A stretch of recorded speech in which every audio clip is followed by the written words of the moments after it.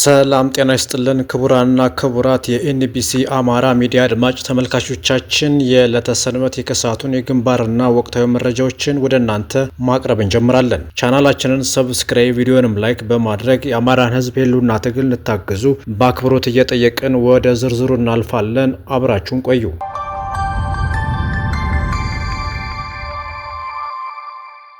የአማራ ፋኖ ብሔራዊ ኃይል በመላው አማራ ትንቅንቅ እያደረገ ሲሆን ከደፈጣ ውጊያ ባሻገር ፊት ለፊትና የሜካናይዝድ ውጊያ እያደረገ ነው። ባለፉት ቀናት በጎንደር ቋራ ቀጠና ቋራ ቃል ኪዳን ዘመቻ በሚል በተደረገው ውጊያ በተጠናና በተደራጀ መልኩ በጠላት ላይ ከፍተኛ ኪሳራ መድረሱን በአፋባ ጎንደር ቀጠና የዘመቻ መሪው አርበኛ ሸጋው ጌታቸው ገልጿል። ትናንት በጎጃም ቀጠና ጠላት ሲፈረጥጥ መዋሉም ተነግሯል። ጎመር ለመግባት ሙከራ ያደረገው የአገዛዙ የአብይ አህመድ ቡድን የአምስተኛ ክፍለ ጦር ሳተላይት እና የወንበርማ ብርጌድ ከንስር ሻለቃ ጋር በጥምረት በመሆን ወደ ጠላት ባደረጉት እንቅስቃሴ ለመዝረፍ የመጣው የስርዓቱ አገልጋይ ወደ መጣበት እግሬ አውጪኝ በማለት የያዘውን ጥይት እያንጠባጠበ ፈርጥጦ ወገዳር ከተማ ገብቷል። አስፈሪውና ግዙፉ የአምስተኛ ክፍለ ጦር አመራሮችና ሳተላይቶች የአባቶቻችንን ታሪክ እንደግመዋለን በማለት እንደ ሚሳኤል ተወርውረው የባንዳውን ስርዓት የፋሽስቱን ቡድን ለመደምሰስ ባደረጉት የፍጥነት ጉዞ የያዘውን ምሽግ ለቆ ከተማ እንዲገባ አድርገውታል። በዚያው የአፋባ በጎጃም የአምስተኛ ክፍለ ጦር ህዝብ ግንኙነት መምሪያ ኃላፊ መረጃውን እንዳጋራን ቡሬ ዳሞት ብርጌድ እንደ ንስር ታድሶ እጅግ ታምራዊ ስራ እየሰራ የውስጥ ሽብልቁን እያጠራ ከፍ ብሎ እየበረረና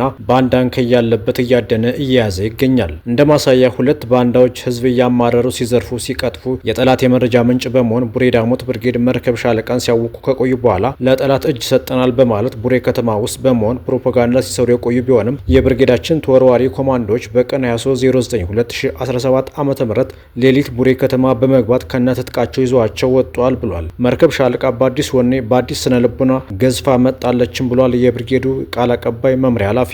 በተያያዘ የአፋባ ጎጃም አገው ምድር ክፍለ ጦር ትሊሊ ዘንግና ብርጌድ ጠላት ያሰማራቸውን ዘራፊዎች እርምጃ ወስዶባቸዋል ተብሏል። ይህ ብርጌድ ከቡሬ ከተማ አቅራቢያ ውንድይ ተብሎ ከሚጠራው አካባቢ በፋኖ ስም መኪና እያስቆሙ ሲዘርፉ የነበሩ ወንበዴዎችን እየተከታተለ እርምጃ ሲወስድባቸው የቆየ ሲሆን አሁንም ሌሎች አልማር ያሉትን ሁለት ዘራፊዎች የሚያዳግም እርምጃ ተወስዶባቸዋል። ትሊሊ ዘንገና ብርጌድ የሌባና የባንዳዎች መድኃኒት የጠላት ቤርሙዳ ነው ብሏል ብርጌዱ።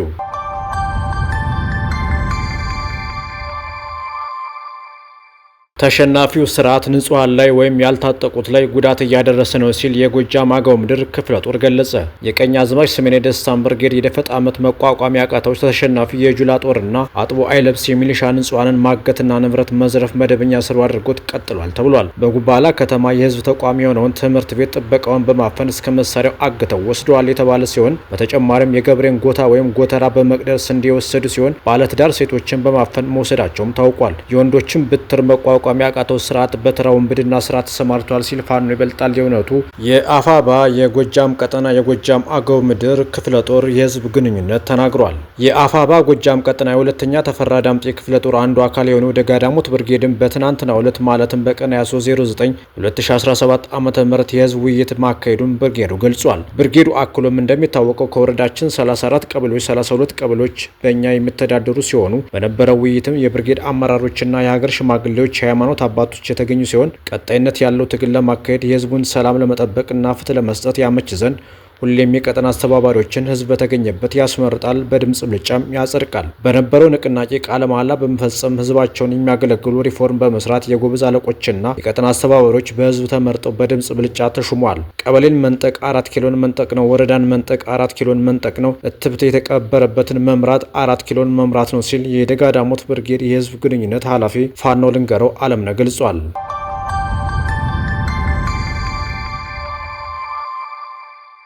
ታቹን ግን እንድንለወጥ እንጂ እንድንበተን አይሆን ሲል የአፋባ ጎጃም ቀጠና ምክትል ቃል አቀባይ አርበኛ ስቲበል አለሙ ገለጸ።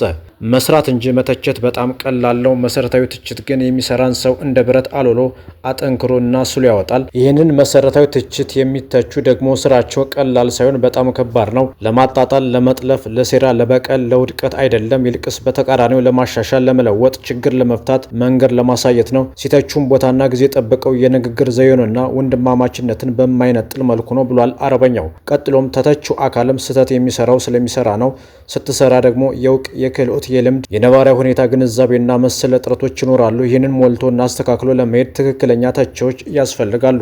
ተቺዎች ከአማካሪ በላይ ጠቃሚዎችና አንቂዎች ናቸው። ያልታየ አተያይ ያሳያሉ፣ የጎደለን ይሞላሉ፣ ያላወቅነውን ያሳውቃሉ፣ ለትግሉ እውነተኛ ተቆርቋሪዎችን ያሳያሉ። አርበኛው ይቀጥልና እውነተኛ ተቺዎች ሲተቹ መሬት ላይ ያለውን ትክክለኛውን መረጃ ሊያሰራ ይችላል አይችልም፣ የፖለቲካ ኮንስፒሬንሲ አለው የለውም፣ የተተቸው አካል ለማስተካከል የሚችልበት ነባራዊ ሁኔታ አለ የለም ብለውና የግድ እኔ ያልኩት ብቻ ይሁን ብለው አይደለም የሚተቹት። ይልቁንስ ሌላ አማራጭና ያልተሰራ መሰራት ያለበትን ጉዳይ ያሳያሉ እንጂ። ስለሆነም ተቺዎች ሆይ እያሰባችሁ ተቹን፣ ትክክለኛ ለውጥ እንድናመጣ ተቹን፣ እውቀት እንዲኖረን ተቹን፣ ክፍተታችንን እንድንሞላ ተቹን፣ እይታችን እንዲሰፋ ተቹን፣ በጥቅሉ ትግሉን ከተፈለገው ጫፍ ላይ እንድናደርሰው ተቹን፣ አማካሪም ሁኑን። በመሆኑም እኔ እንደ ግለሰብ ላስተካክለው የሚገባኝንና ላደረገው የሚገባኝን ሁሉ በምትፈልጉት መልኩ ትችታችሁን ለመቀበል ዝግጁ ነኝ። ትዕግስት፣ ጽናት፣ እምነት፣ እውነት ሲል አርበኛ እስቲበል አለሙ ዘሪሁን ገልጿል።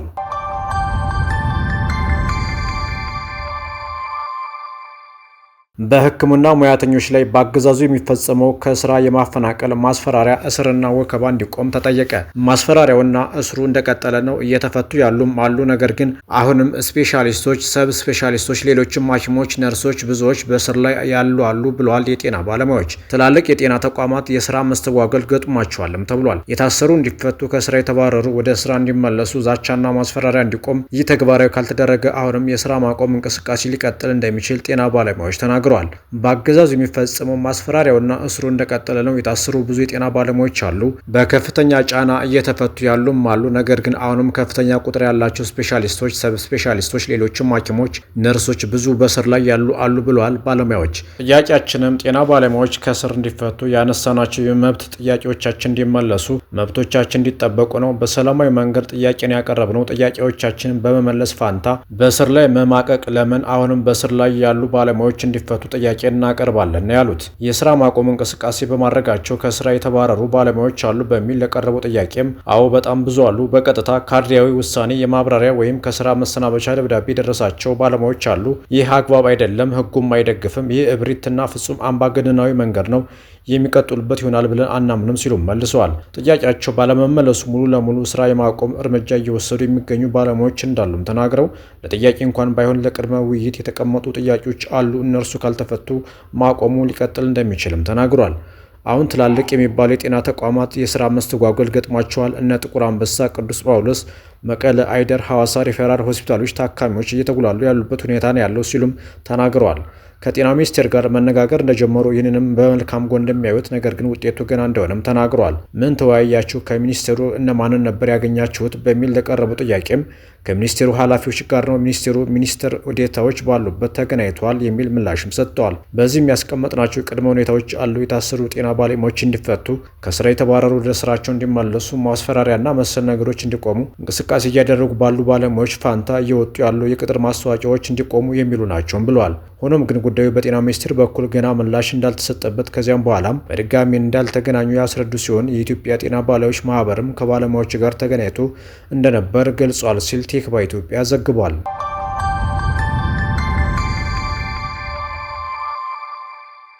እስራኤልና ፈረንሳይ በጋዛ ጉዳይ የቃላት ጦርነት ላይ ገብቷል ተባለ። የፈረንሳዩ ፕሬዝዳንት ማኑኤል ማክሮን እስራኤል በጋዛ የፈለገችውን በነጻነት እንድታደርግ አንፈቅድም የሚል ከወትሮ የተለየ ጠንካራ ማስፈራሪያ ሲሰጥ፣ እስራኤል በምላሿ ማክሮን በእስራኤል ላይ የመስቀል ጦርነት ከፍቷል ብላለች።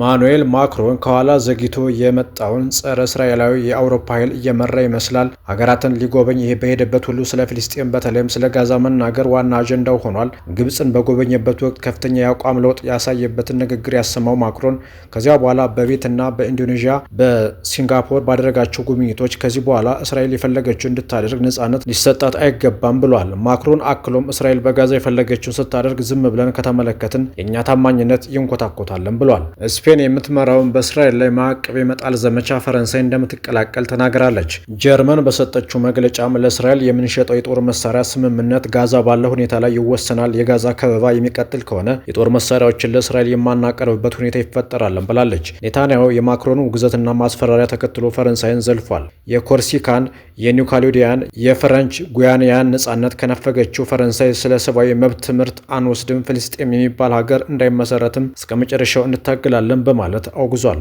እስራኤል ፈረንሳይን የመስቀል ጦረኛ ብላ የዘለፈቻት ሲሆን ማክሮን በእስራኤል ላይ የመስቀል ጦርነት አውጇለን ብላለች።